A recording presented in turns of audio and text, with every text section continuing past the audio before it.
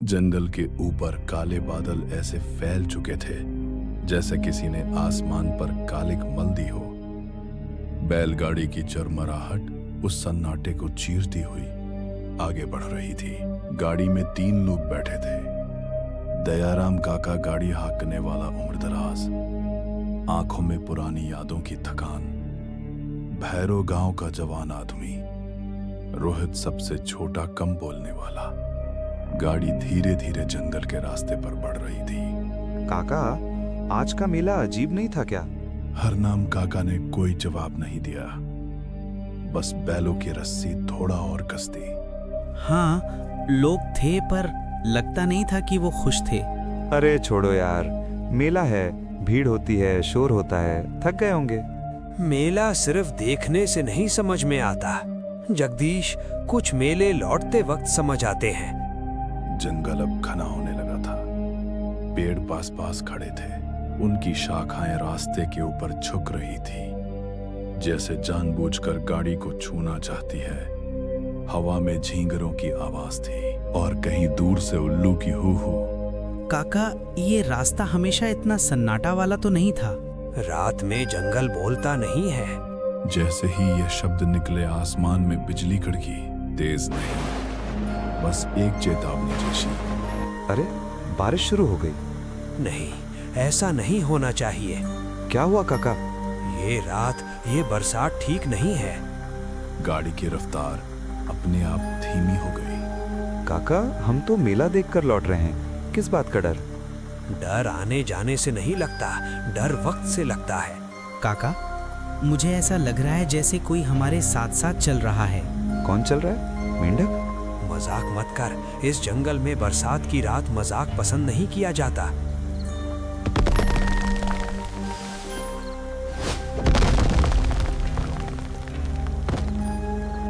बैल अचानक रुक गए।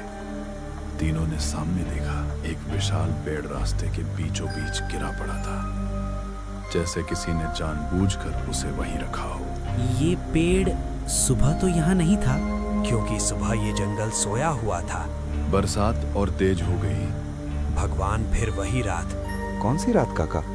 20 साल पहले ऐसी ही बरसात, ऐसी ही वापसी, और हम भी मेला देखकर लौट रहे थे। और उस रात मैं अकेला घर पहुंचा था। हमें वापस मुड़ना होगा। दयाराम काका ने गाड़ी मोड़नी चाहिए। बिजली चमकी और उस एक पल की रोशनी में माधव ने देखा जंगल के अंदर कुछ ऐसा जो मुस्कुरा रहा था, और उसी एक पल ने सब कुछ बदल दिया। फिर अंधेरा लौट आया, ऐसा अंधेरा जो आंखों से नहीं, सीधे दिमाग से देखा जाता है। बरसात अब सीधी नहीं गिर रही थी, वो तिरछी हो चुकी थी, जैसे हवा उसे जानबूझकर जंगल के अंदर धकेल रही हो। पेड़ों की टहनियां आपस में टकरा रही थी। सूखी लकड़ियों की चरमराहट ऐसी लग रही थी जैसे कोई बहुत धीरे धीरे हंस रहा हो। जंगल की मिट्टी अब सिर्फ गीली नहीं थी, उसमें एक अजीब सी गर्मी थी, जैसे जमीन के नीचे कुछ बहुत पुराना जाग चुका हो। बरसात की हर बूंद पेड़ों से टकराकर अलग आवाज कर रही थी। ऐसा लगता जैसे किसी ने उंगली से किसी चीज को छू लिया हो। जंगल के अंदर कोई भी चीज सीधी नहीं थी, ना रास्ता, ना पेड़, ना हवा। कुछ दूरी पर एक पुराना रास्ता दिखाई देने लगा। कभी गांव वाले उसी रास्ते से शमशान जाया करते थे, अब वहां कोई नहीं जाता था। बरसात की आवाज के बीच एक नई आवाज खुलने लगी, जैसे कोई नंगे पांव गीली मिट्टी पर चल रहा हो।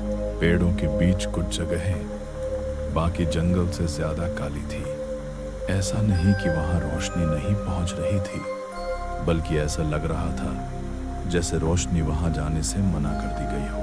बरसात के साथ साथ समय भी धीमा पड़ने लगा। ऐसा महसूस होने लगा जैसे बैलगाड़ी आगे बढ़ रही हो, लेकिन जंगल उसी जगह टिका हुआ हो। कभी कभी ऐसा लगता जैसे रास्ता खुद पीछे खिसक रहा हो। जंगल में कुत्तों के भौंकने की आवाज आई, जैसे कोई आवाज किसी जगह पर फंसी हो।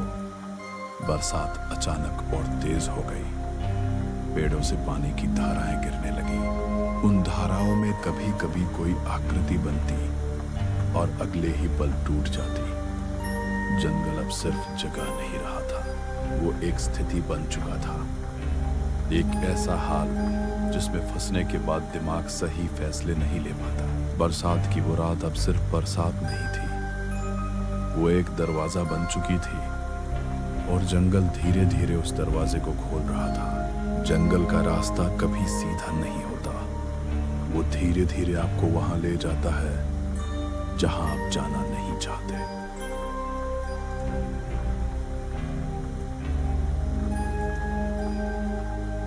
कुछ ही देर में पेड़ों के बीच से टूटी हुई दीवारें दिखाई देने लगी। काई जमी हुई समय से भी पुरानी वो कब्रिस्तान था।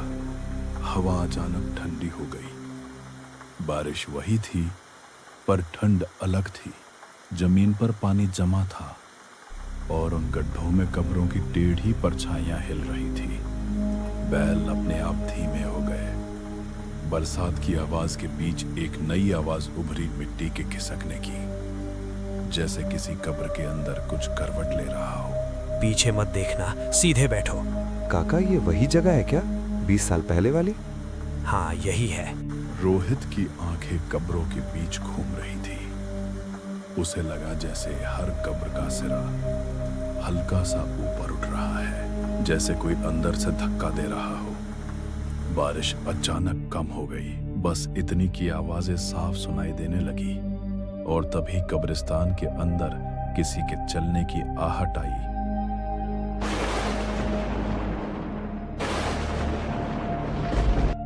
हवा अब सीधे चेहरों पर लग रही थी, जैसे कोई बहुत पास खड़ा हो।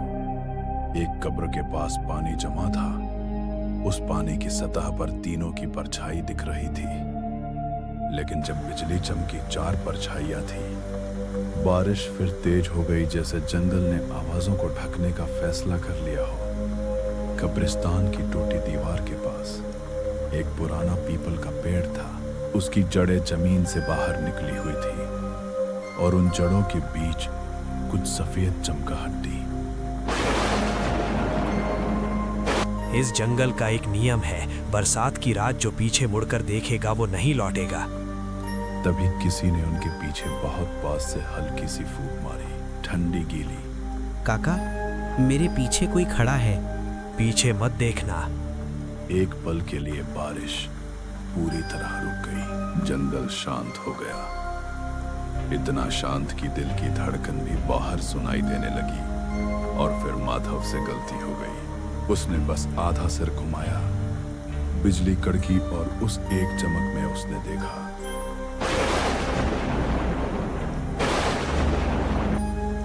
कब्रों के बीच कोई खड़ा था और उसके होठ धीरे धीरे मुस्कुरा रहे थे।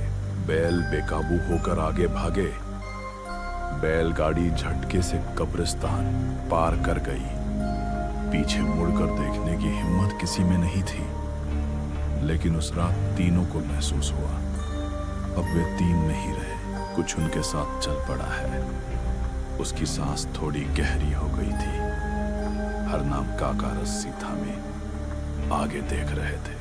जगदीश बार बार पीछे की तरफ देखने से खुद को रोक रहा था। जंगल अब पहले से ज्यादा पास लग रहा था। पेड़ रास्ते पर झुक आए थे, जैसे गाड़ी को छूना चाहते हो। और उसी पल एक अलग आवाज खुली, रोहित। रोहित ने तुरंत सिर उठाया। उसकी आंखों में डर था। भैरव, तुमने कुछ सुना? क्या अगर कोई नाम ले जवाब मत देना। रोहित की सांस अटक गई। जंगल को जैसे यही चाहिए था।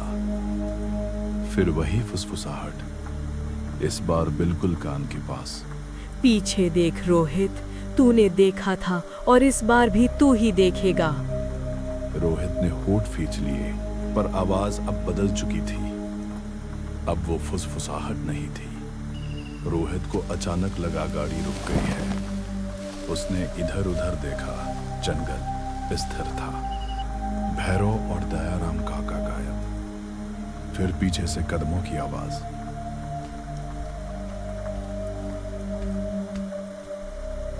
आवाज सामने से आई। उसने आंखें खोली। गाड़ी फिर चल रही थी।